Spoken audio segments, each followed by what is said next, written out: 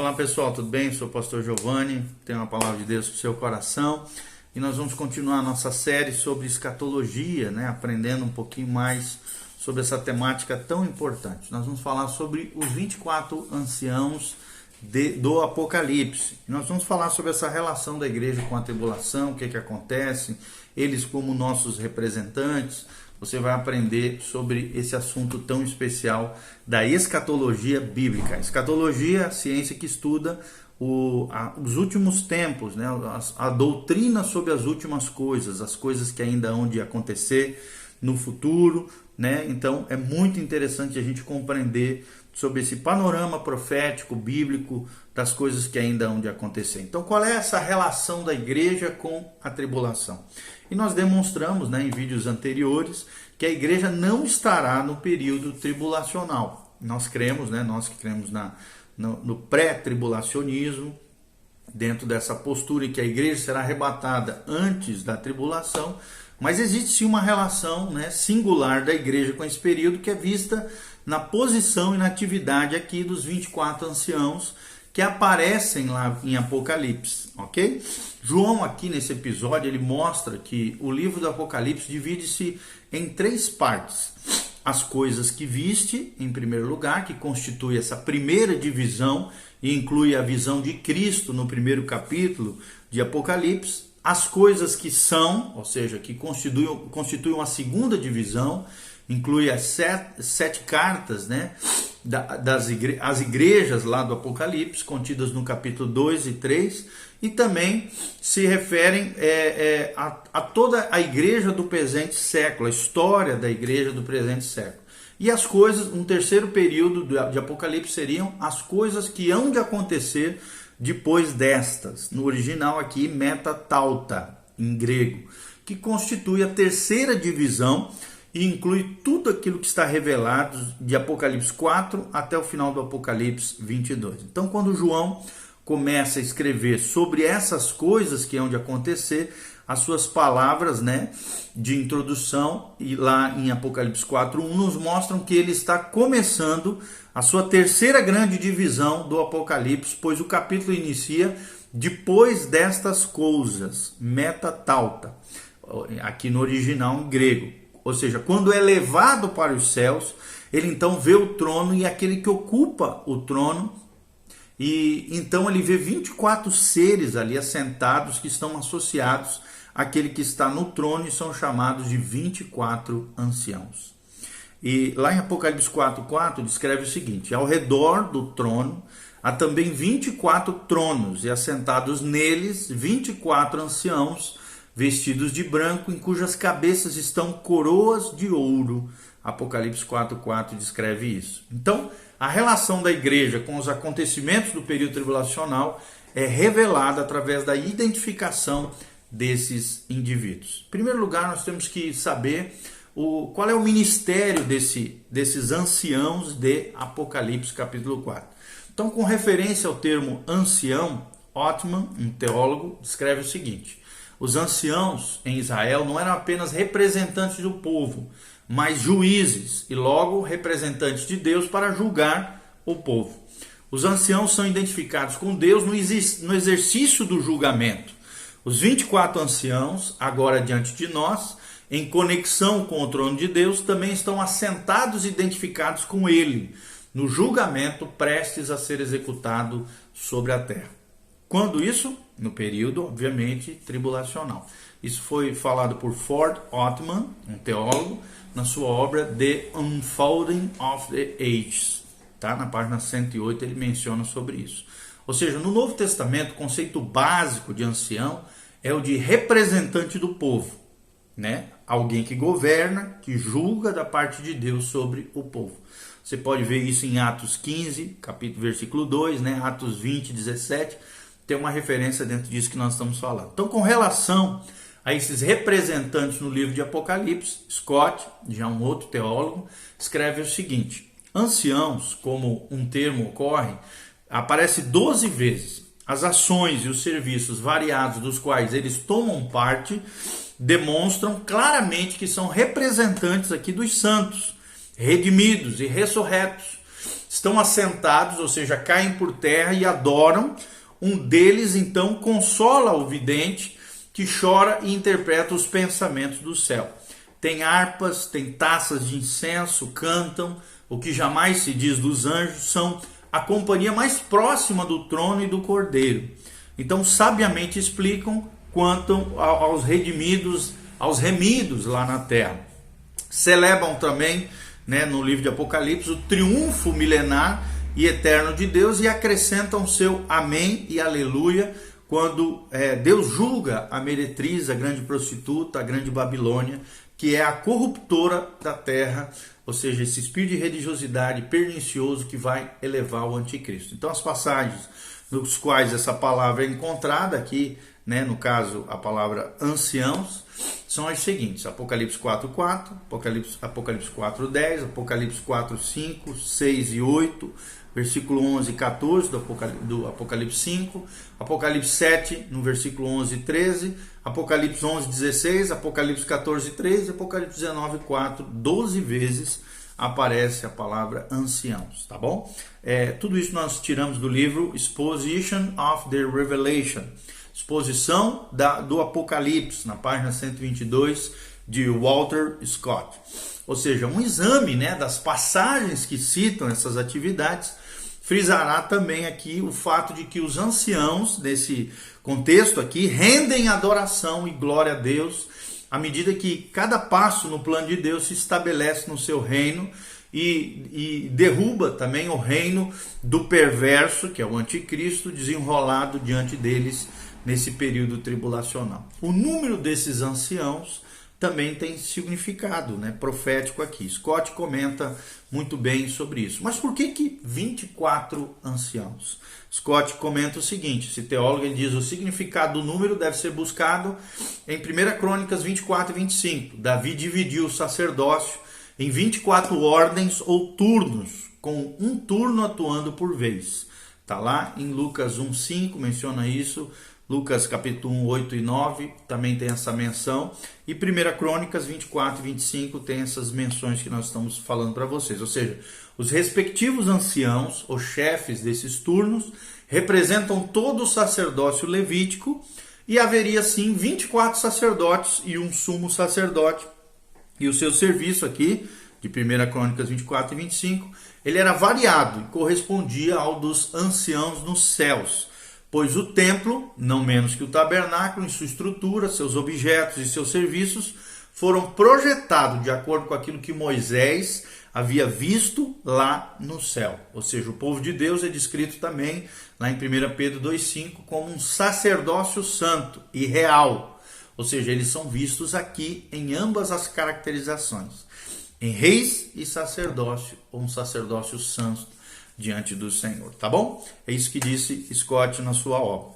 E logo então, nós falando aqui, parecem ser representantes de todo o sacerdócio celestial associado a Cristo, o grande sumo sacerdote, no desenrolar de toda a consumação dos séculos.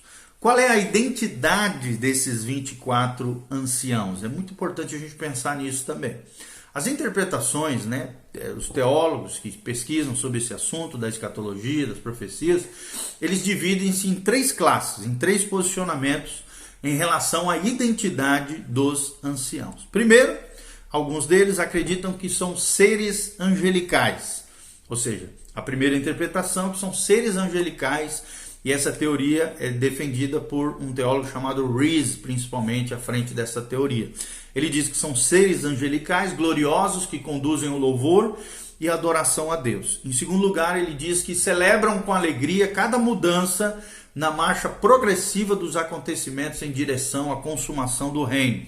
Rees também diz que, em terceiro momento, que parecem não ter conhecido a experiência do conflito, do pecado, perdão e vitória. No entanto, regozijam-se por causa da bênção dos que conhecem e dão glória a Deus pela sua graça na vitória dos que vencem.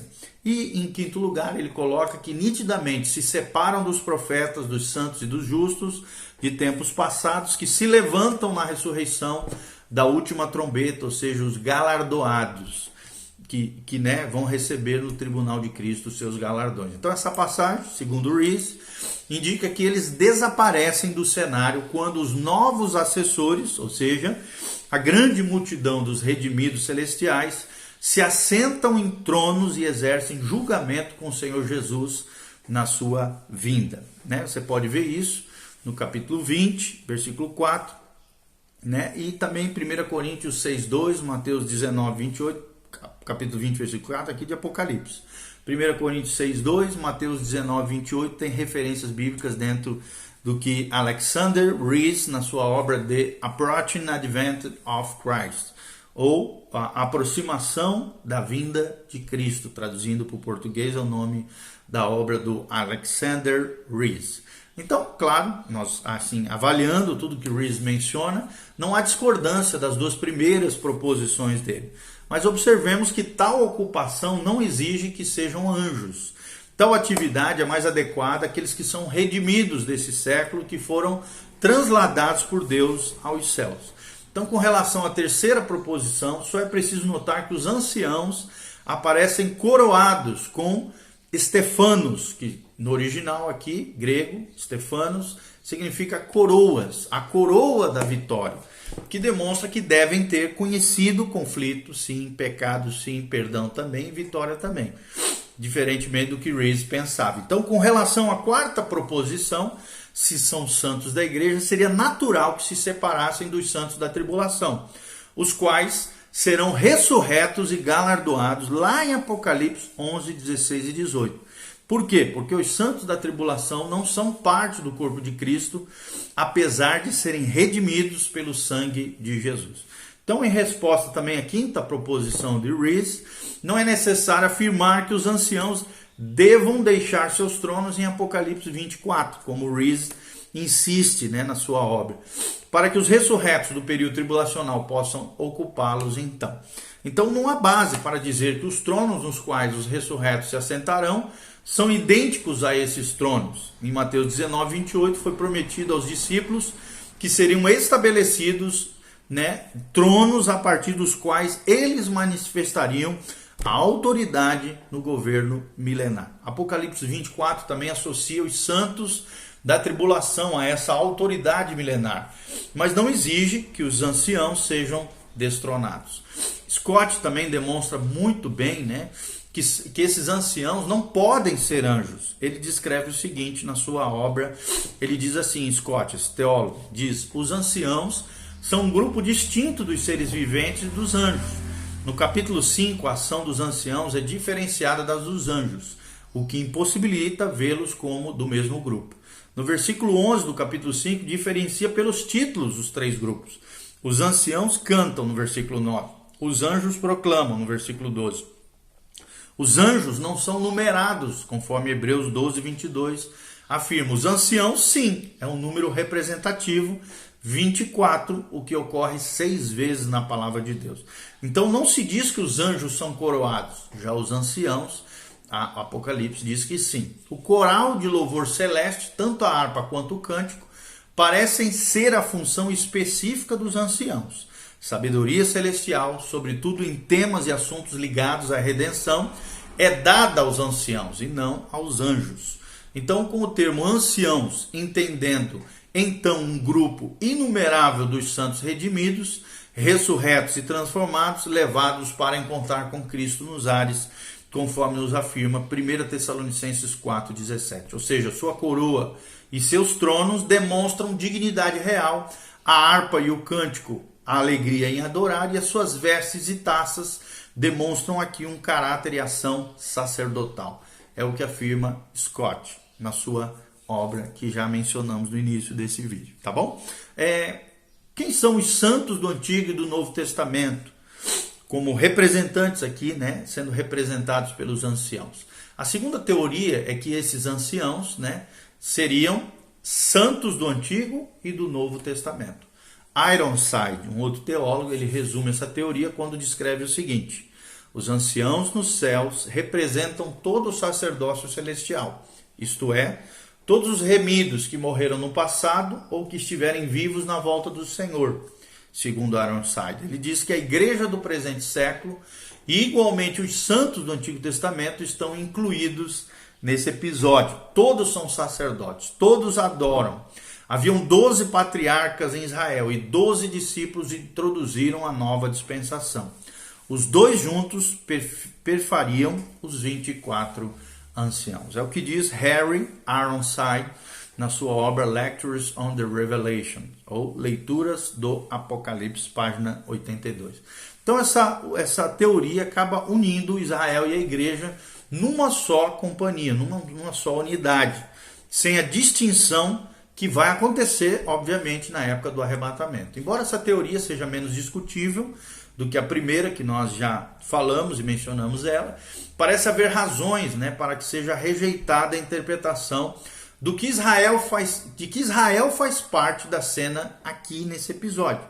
Em primeiro lugar, essa teoria baseia-se na dedução de que Israel e a igreja são ressuscitados no arrebatamento e transportados juntos para o céu.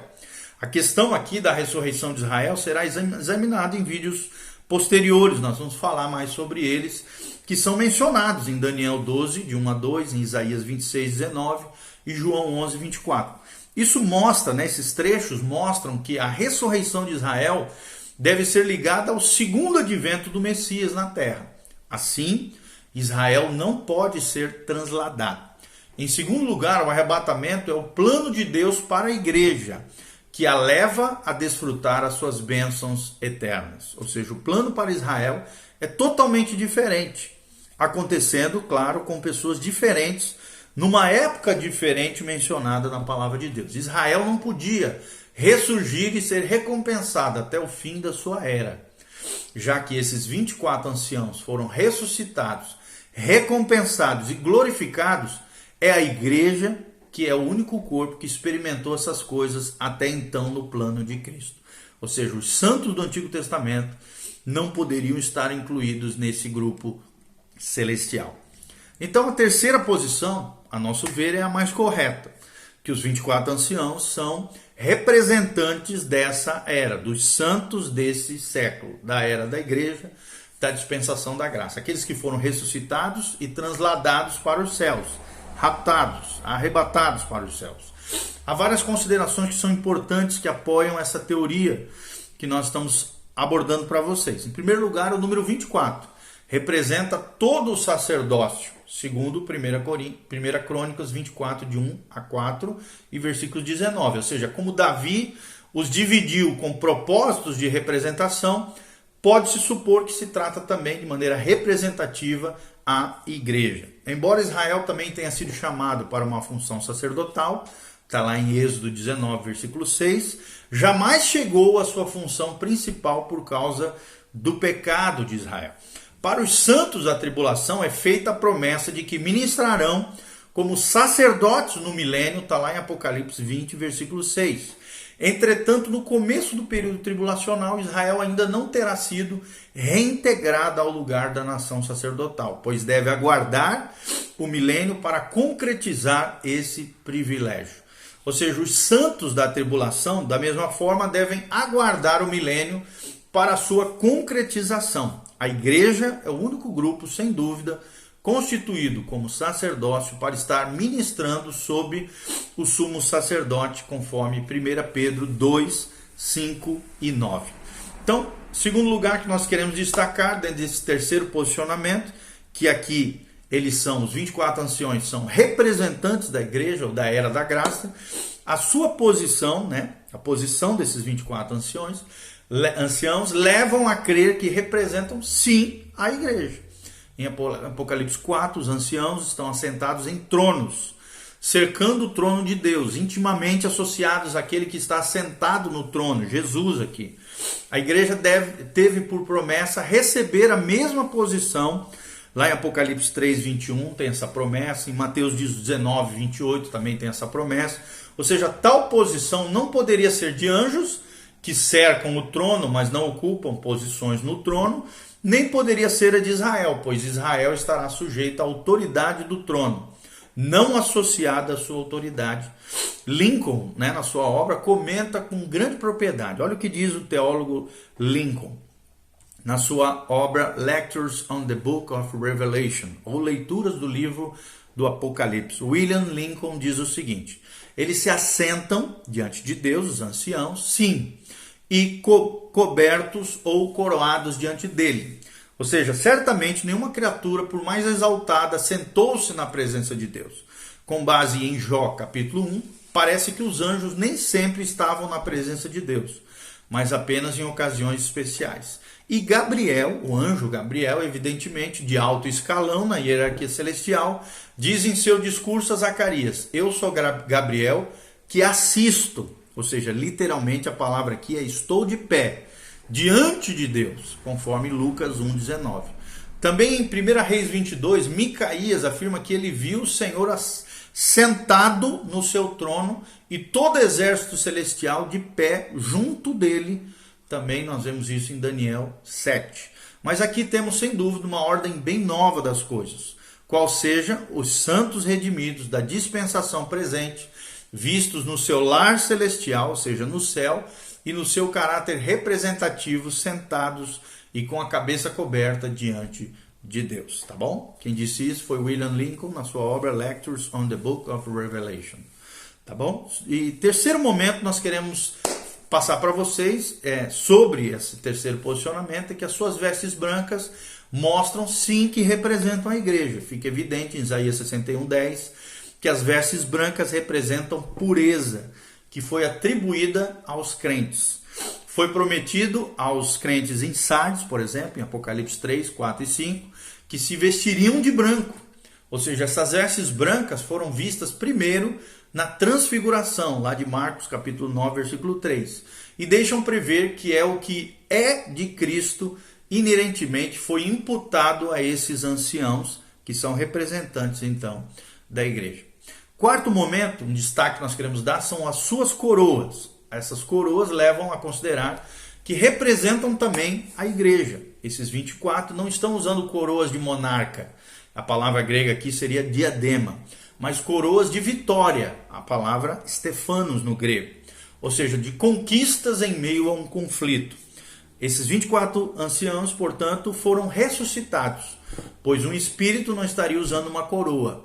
E foram julgados, pois não receberiam uma coroa como recompensa sem um julgamento, que nós sabemos é o bema de Cristo ou tribunal de Cristo. Então, além disso, o julgamento deve ter sido recente, pois aparece no ato de lançar as suas coroas aos pés de Cristo, conforme relata Apocalipse 4:10. Você pode conferir na obra de Gerald Stanton, Kept from the Hour, ou seja, guardados da hora, traduzindo para o português essa obra do inglês, ok?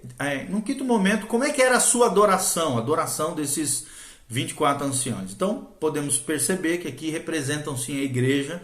A adoração é dada por Deus, pelos anciãos, por seus atos de criação, está lá em Apocalipse 4:11. Também pela sua redenção, Apocalipse 5:9. Pelo seu julgamento, lá em Apocalipse 19:2. E pelo seu reinado, lá em Apocalipse 11:17.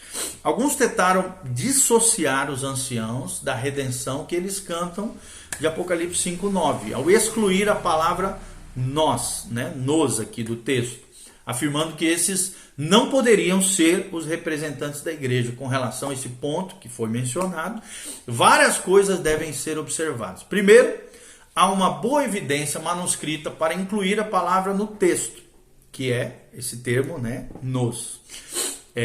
Segundo Joseph Sayes, na sua obra de Apocalipse, página 249, a palavra não precisa ser excluída por motivos textuais, ou seja, quanto aos seus originais. Em segundo lugar, mesmo que ela fosse excluída, isso não significaria que os anciãos não estivessem cantando sobre a sua própria redenção.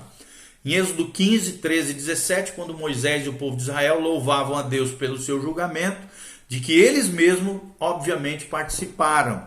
Eles cantam na terceira pessoa. Ou seja, as escrituras aqui preferem então lidar com aquilo que é subjetivo como fato objetivo. Em terceiro lugar, se a palavra fosse omitida e pudesse ser provado que eles estavam cantando sobre uma redenção que não experimentaram, isso não prova necessariamente que os anciãos não são a igreja, pois como como esses anciãos conhecem os julgamentos de Deus derramados na terra, preveem também a vitória dos santos que estão na terra, passando por essas experiências, e podem louvar a Deus pela redenção desses que vêm de toda tribo, língua, povo e nação, conforme relatado em Apocalipse 5:9. Ou seja, são aqueles que sofreram, são aqueles que estão sofrendo a tribulação, foram salvos nela e serão feitos reino e sacerdotes e reinarão sobre a terra, conforme Apocalipse 5:10 e Apocalipse 20, capítulo 20, versículo 6. Então, da mesma forma que adoram a Deus pelo julgamento que ele exerce durante o período tribulacional, conforme relatado em Apocalipse 19:2, também podem louvar a Deus pela redenção realizada. E em sexto momento aqui, com relação a essa terceira teoria, é que o seu conhecimento íntimo do plano de Deus nos dá aqui indícios de que os anciãos sim representam a igreja. Ou seja, em passagens como Apocalipse 5:5, 7:13, vemos que Deus compartilhou com eles a respeito de seu plano à medida que ele se desenrolava. Tal intimidade é o cumprimento completo do que foi prometido por nosso Senhor aos discípulos em João 15:15. O próprio uso da palavra ancião aqui declara maturidade de conhecimento espiritual, pois o conceito de um ancião nas Escrituras era de uma pessoa madura em idade e em experiência. Ou seja, a promessa de tal maturidade, como mostra 1 Coríntios 13:12, agora é uma realidade lá nos céus. Um sétimo destaque que nós gostaríamos de dar é a associação com Cristo no ministério sacerdotal. Isso nos leva, é claro, a crer que representam, então, os 24 anciãos representam a igreja. Em Apocalipse 5:8 são vistos tendo cada um deles uma harpa e taças de ouro cheias de incenso, que são as orações dos santos. A respeito desse ministério, Scott fala o seguinte, esse teólogo Scott, ele diz, os anciãos não agem como mediadores, nem como intercessores, não apresentam súplicas a Deus, nem aumentam o valor dessas súplicas pela sua mediação. Os anciãos aqui no céu são os irmãos dos santos sofredores na terra. Estranho então, nós pensamos aqui, que não estivessem interessados nos sofrimentos e nos conflitos dos quais participaram aqui no passado. Mas a sua atitude, embora de profunda empatia, é passiva aqui nesse trecho. O anjo sacerdote que acrescenta incenso às orações dos santos não é um ser criado. Apocalipse 8, versículo 3 e versículo 4. Cristo, e somente Ele, é aceitável para fazer isto. Ok? Conforme relata Scott na sua obra.